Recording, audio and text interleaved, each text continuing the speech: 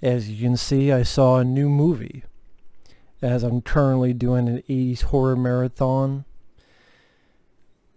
Before getting into the actual review, a couple things. Number one, things have been iffy lately, which I won't get into, so this weekend wanted to check out some new films, because I've had people ask me about this and a few other movies. And I'm like, I don't know if I want to go to the theater. I don't know if I just have the desire to see many new films nowadays. Just one of those feelings you get. And then a lot of people ask me about the Joker movie, and I'm like, I don't know. I don't really care. One way or another, I just don't care. But I mean, there were quite a few films: Joker, Gemini Man, Zombieland 2, that I'm like, you know what, let me check them out. And you know what, I was pleasantly surprised by this, I will admit. Sometimes you gotta admit when you're wrong, and this is one that I was wrong about. Oh, you're just saying that because you don't want to get hate. Believe me, if I wanted to achieve that goal, I would have gave Rambo Last Blood 10 out of 10. Or I would have said Avengers Infinity War was the best movie of the century, instead of not liking the film at all. Believe me, if I wanted to be popular, I would have said that I did not like Avengers Infinity War. Trust me. No, it's because I was pleasantly surprised. Now, I will say I don't understand the big hype on both sides. Meaning, this is a dangerous film and it will blah blah blah. I'm like, if you think this film's dangerous, have you never seen Henry Portrait of a Serial Killer? Have you never seen Maniac with Joe Spinell? Have you never seen the countless other films I could name off the top of my head that are more dangerous than this? No. There's nothing dangerous about this. Oh, it's so violent. Hell, John Wick 3 was more violent than this film. Don't give me that. Violent. It's R-rated. But it's... If you think this is violent, you've never seen a film from the 70s or 80s. Or, well, this is so violent. And also, I'm not going to sit here and say this is the best film of the year, but I will say I thought it was a solid film. A solid flick. And for the most part, I thought the one-man show, technically it was a one-man show, Joaquin Phoenix, which is an actor I'm like, on.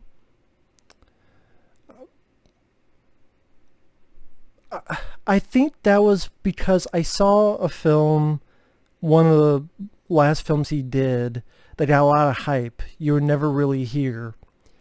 And I saw it and went, I don't really get the hype for that movie. You Were Never Really Here. I saw it, I'm like, It's not an awful film, but I didn't really care for it. I'm like, But this one, I can see it. He made the whole film for me. Also, I thought Todd Phillips, who did the Hangover films and Old School, he did a pretty damn good job. The look, the lighting, the music, the score, it seemed at times very subdued. I don't know if creepy is the right word, but a very like subdued score that made you feel uneasy in the right way. Or I don't know, at times like you heard the, was that a rumble or just, I thought the score fit this type of story well. I thought the lighting, the way everything looked. I know they were trying for a Taxi Driver 70s, the teen-up comedy with Robert De Niro type of feel, and I could see that. The other actors like Robert De Niro, the actress who plays Arthur Fleck, Joaquin Phoenix's character's mom, others, they did fine. They did their roles fine. But Joaquin Phoenix himself, I gotta say, he really did impress me. Just I don't know about anybody else. I actually think the trailers kind of did this film a disservice because I don't want to say the trailers made it sell a different film than it is. But I don't know, just when I saw the trailers, I went, I don't really care. And this is going to sound stupid. I don't think the Jobs did a good job showing this film. I don't know how to put in the words, but like, okay, for example, the trailer makes it seem as if he's this grandiose puppet master that all these people in masks are going to follow. And for the most part, these people who have the clown mask, they don't know who the hell this guy is. And I actually think the way it's done in the movie was done a bit more interesting. And these sort of weird opinions of mine. You know how in Rob Zombie's Halloween, they did that whole stereotypical, this is how this kid became a killer. He has a white trash family and he kills animals and he blah blah blah blah blah. Granted, the character in this doesn't kill animals, but that whole, like, this is the steps of him becoming a killer. I thought if you're going to do something like that, it was done much better in a film like this compared to, say, Rob Zombie's Halloween. I know that's a weird comparison, but they're just two films where you have a villain that's been in multiple things in the past, and now this is the origin of how he became a killer, or a whatever you want to call it. And I just thought it was handled, I don't want to say more responsibly, that's a stupid way of putting it, but a more slow burn done the right way. Because Joaquin Phoenix's character, and that was kind of one of the things I wasn't really sure about. Why have a Joker film with no Batman? Although technically there is a Bruce Wayne, but like, why? For constant amounts, I would say, what's the point of knowing the origin of Joker? What I thought the interesting thing was, you didn't know anything about him. For example, the Heath Ledger Joker, where he would tell a different story where he got scars. I know there's all these theories about the movie, but I don't look at it in their way. I looked at it maybe a more direct version of this movie, like more straightforward version. I know a lot of people have theories like, none of this ever happened. I don't buy that. Despite what people want to put for clues, I don't buy that whole none of this happened thing. I just don't.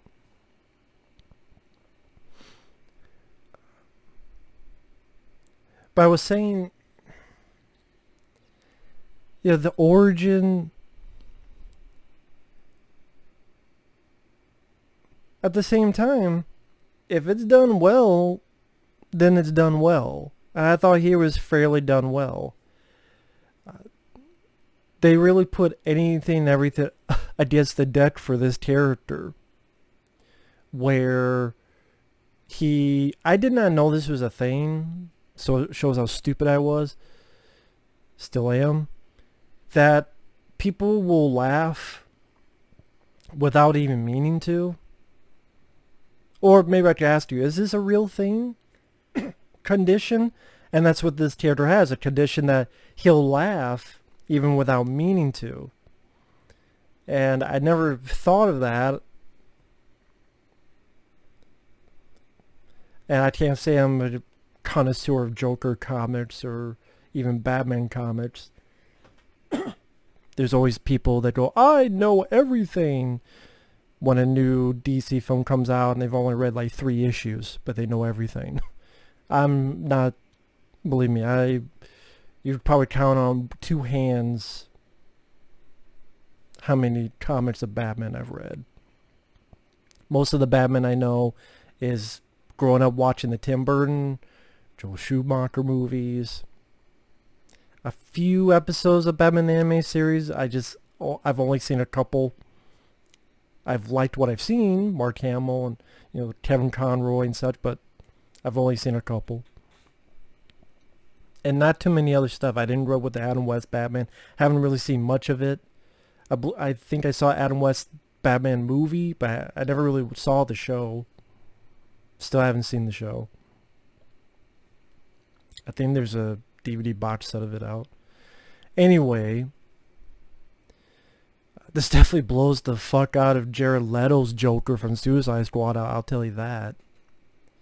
But it was interesting how they put the deck stacked on this character, from he gets beaten up by these assholes to this compulsive laugh that's a condition that he needs medication for. There's a point where he's on a public transportation, he's laughing, this woman's getting mad, and he has to give a card showing that he has this thing he needs to take medication for. His interactions with his mother, which the mother, she wasn't being a constant rude, mean, nasty, one-dimensional character, at least. But as the film goes on, you find out more info about his past, or about just his life in general. And I never really thought of it until I saw the film that this would be a period piece. I mean, it takes place in Gotham City, made-up city, but it's the early 80s. At one point in a movie theater, there's like Blowout and Zorro the Day Blade. So it goes to show you what time period we're living in. I thought that was kind of interesting. And like I said, it's a good looking movie cinematography wise. I thought the music fit the film well. One piece of music, if you see the poster where he's dancing on the stairs, the song they chose for that I thought was the one song out of place. But I thought the rest of the music was, in particular the score, was solid. Like I said, I like the lighting of the film. And just all the constant stuff happened to this character, where some really good lines of dialogue. He's talking with his social worker, and we see this a couple times. And you get the idea this lady just doesn't listen at all. And he even says, "You don't listen, do you? You just ask the same questions every week. How's your job? Are you having negative thoughts?" All I have are negative thoughts. Even the one of the first sentences is it just me, or is it getting crazier out there? And that's, I kind of appreciate what the story was saying. Maybe in this day and age where they blame movies and they blame video games, and maybe that's where all the hype was of, oh, this is going to elicit violent responses because of The Dark Knight and Aurora. And I'm thinking, that was some asshole being an evil asshole. I'm not even a fan of The Dark Knight, I will admit, although I do think Heath Ledger did a good job in that. But that didn't cause anybody to do anything. As someone said, you take 100 people, there's going to be at least one crazy person in there. And one evil person in there. That's statistics. That's reality. It'd be a bearer of bad news. And this, it wasn't blaming anything on it. It was society itself. And you see how broken down this Gotham is. There's garbage in the streets. And interesting enough, Thomas Wayne, Bruce Wayne's father, Thomas Wayne's an asshole. A rich fuck. And it was kind of interesting seeing a different way of doing it. Now again, maybe because I did not follow Batman with such... For me growing up, it was the Ninja Turtles. Maybe if they did a twist like that in a Ninja Turtles movie, I would have more anger and upset about it. I can understand someone who's a hardcore fan of Batman and the mythology. I can understand being upset about that. Some of the animated films I've liked of Batman, Under the Red Hood, The Dark Knight Returns, Peter Weller voice in Batman, some others I have over there. Those were good too. I reviewed some of them on the channel. Most of them was from a very nice guy named First Power 100. Nice user on YouTube. Anyway, it was interesting for me. Yeah, if maybe I was more hardcore in the mythology, I'd be more mad about that. But this just made it a bit more interesting. I did where it was telling with the story where the rich people are evil fucks, and Thomas Wayne is going on about how pretty much saying poor people are clowns. That's not exactly what he said, but that the general idea, and that's where these sort of riots start happening, or potential riots. And about how society is getting crazier, and how this character wanted to be light, or wanted someone to be there for him. And in a weird way, you do feel sorry for him. And kind of how society... there's a line later on, kind of said it best. What do you get when you cross a mentally ill loner with a society that abandons him and treats him like trash? I'll tell you what you get. You get what you fucking deserve. And I thought this had some pretty good lines of dialogue.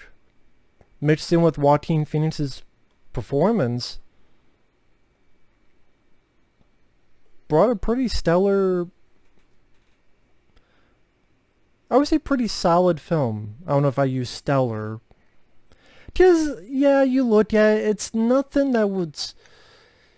I don't call this original movie daring...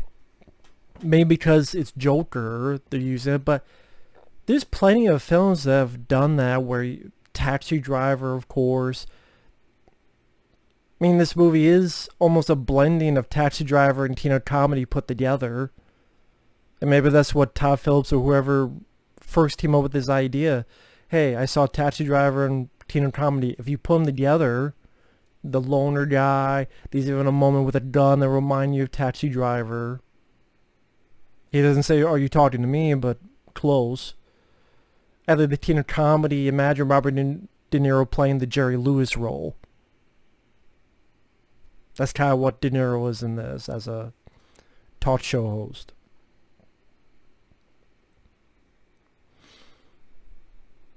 And I kind of feel stupid that there were some things I didn't notice, and this is spoilers because I think most people watch this have either seen the film, or if you weren't going to see the film, well, I always spoil movies. That's just how I like to talk. I did not realize that the lady he was with was in his mind. I mean, the lady existed, but the interactions, love story, which then further shows just how this guy is. And then find out about his mom, and that his mom really isn't his mom. His mom is also fucked in the head, and that she allowed her asshole boyfriend to abuse him. And I don't know, the way that's handled I thought was pretty well done. There's a few moments of violence. There's these three assholes picking on a woman in a train, then they pick on him, then they try to assault him, kills them in self-defense, and to be honest, they kind of fucking deserved it. Even Joker at the end kind of says that on the talk show. There's a moment where this guy who was a two-faced prick and got him fired, takes care of him. I would say that's the most violent part of the movie, is when he takes care of him. But there's this other person who always treated him well, and he lets him go. So I liked that because it almost, in a weird way, was a consistency for the character. It seemed the only people he hurt were the people who hurt or betrayed him. Either the people assaulted him, the guy who was two-faced prick got him fired, the mom who lied to him and wasn't really his mom, or left her boyfriend to abuse him because she was all fucking crazy.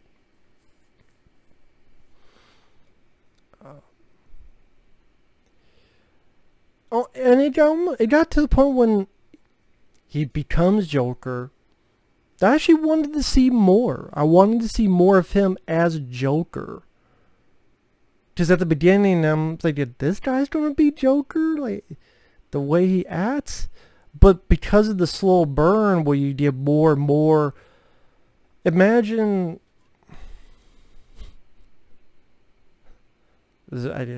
These silly analogies. A shovel. And there's a pile of... let's say there's a big hole that needs to be dug. And it's a soul. And you're just digging the soul out until it's empty. It's empty. And so it's just one more scoop. One more scoop of this guy's life again and again, from being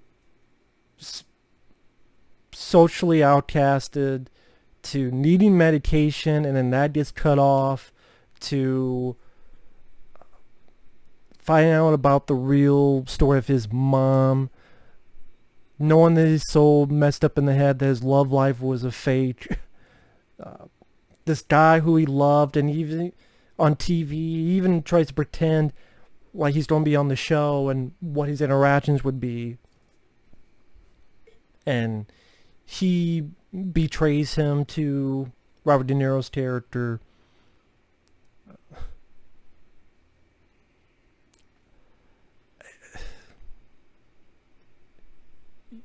I'm not saying you relate to the Joker. No, I'm not saying you no, I guess I'm saying you don't relate to him. He's not a hero or anything, despite some critics want to say. But you do understand in a weird, fucked up way. And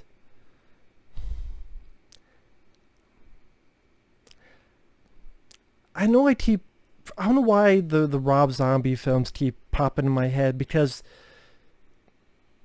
films about people who are villains, Devil's Rejects, I know they did another one, 3 from Hell, Rob Zombie's Halloween, where you tried to, this is the origins of,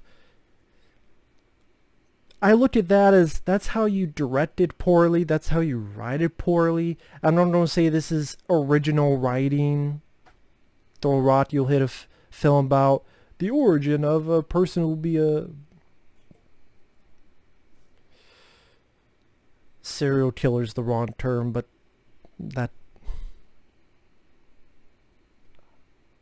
that villainous character. This one just was handled better. It was handled, it kind of drew me in to see what would happen next. And I give credit to Joaquin Phoenix. I give credit to his performance, because in a weird way he did make me care about the character, and then it was almost a ticking time bomb as to when he'll snap. Will he snap this time? Will he snap a few minutes from now? And in a weird, sick way, you understand where he's coming from and the people he takes care of. Like, the fact that he is a mentally ill guy, but he's doing this, like, you get why. But at the same time, it's not making him a hero, because the movie does show that by the end, what he's doing is wrong, you know, humanity-wise wrong. And part of me wonders if this even needed to be a Joker film. Like, if you took the exact same movie and just called it something else, you'd even still use the clown thing and not put the Bruce Wayne stuff in there where there's the interaction he has with the Bruce Wayne as a kid, and then at the end of the film, these riots happen. Big spoilers. Big spoilers. This riot happens, and one of the people dressed as a clown is the people who kill Bruce Wayne's parents. So inadvertently, in a way, Joker created Batman.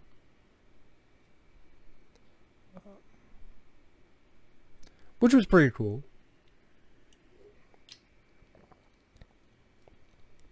I could see why in interviews they said they wouldn't, there's no reason to do a sequel and have him fight Batman. Because this kind of film, you can't see, first off, the age difference. Joaquin Phoenix is like 40 years old. Bruce Wayne's like, I don't know, 10, 12. The age difference is a bit much. But also, it just wouldn't fit. And that's what I mean. You could just have made this a film that wasn't even a Joker movie. Just a person who wore this makeup. And I do wonder if any of this hype hoopla on any side would even be in place if it wasn't simply called Joker. Food for thought. And the reason I brought that up with any issues I have, the Bruce Wayne stuff almost in a weird way seemed unneeded. As in, you didn't really need to have anything with Bruce Wayne in there.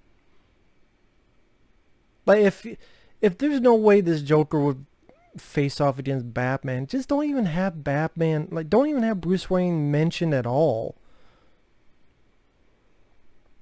And you did, or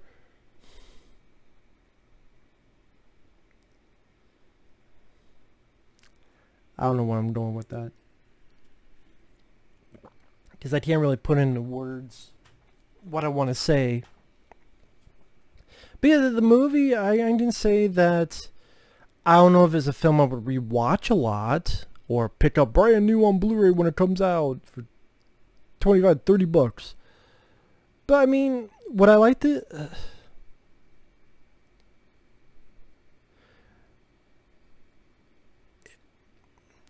I thought they did a nice job for what the movie was trying to do.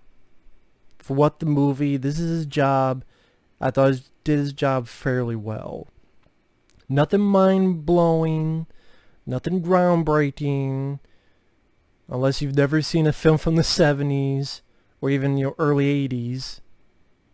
Unless you've never seen Henry Portrait of a Serial Killer. Which was late 80s. Well, when it was made, and then not when it was finally released.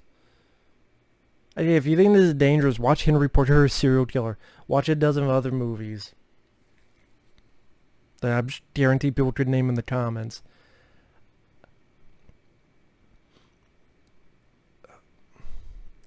It's one of those movies where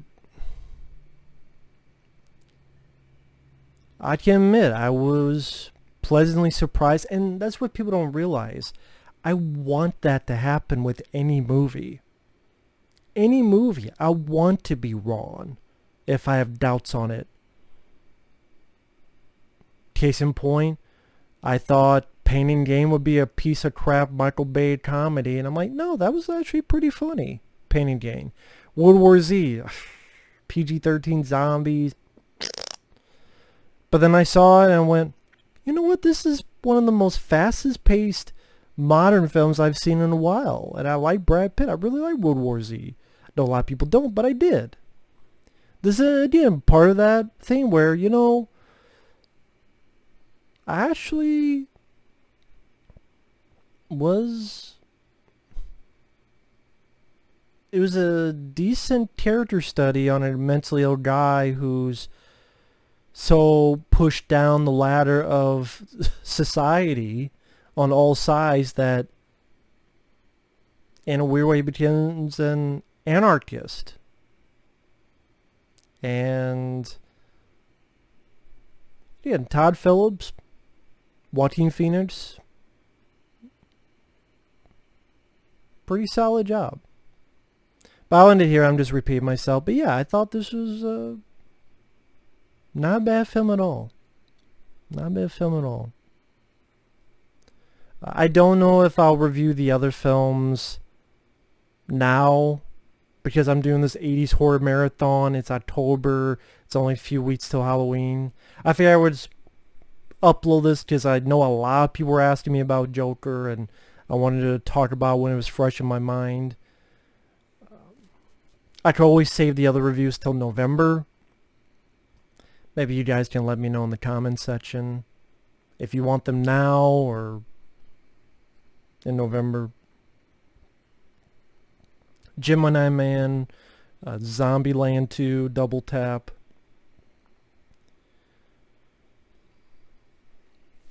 Jay, something about reboots. Some people ask me about that, but it's nowhere around here to watch.